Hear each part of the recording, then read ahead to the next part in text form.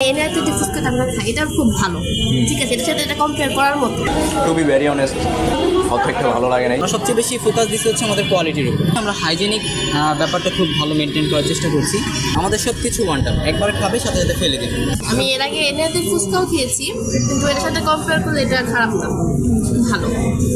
এটা reasonable price দেওয়া যায়, কারণ যেহেতু 50 টাকা, এটা আমাদের স্টুডেন্টদের জন্য ঠিক আছে।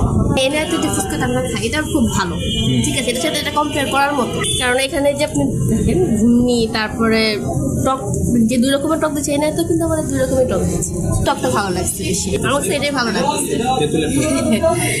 10-এর মধ্যে নয়, কারণ 50 টাকার মধ্যে আমি যদি 100 টাকার আশাটা করি তাহলে এটা হবে না। 50 টাকার মধ্যে ঠিক আছে, পারফেক্ট। এখানে টোকেনের ব্যবস্থা আছে। 50 টাকায় এই ফুচকাটার দাম। 8 পিস ফুচকা আছে এখানে, 2 ধরনের টক আছে। এই ফুচকাটাকে অনেকে এনআইতের ফুচকার সাথে কম্পেয়ার করতেছে। ফুচকাটা ওভারঅল ভালো, তবে ফুচকাটা যদি আরেকটু ক্রিস্পি হতো তাহলে সেক্ষেত্রে আমার কাছে আরেকটু বেটার মনে হতো। এটাকে আমি দিতে চাই 8 আউট অফ 10। তেঁতুলের টকটা আসলে বেশি মজা। 100 টাকায় 8 পিস দই ফুচকা।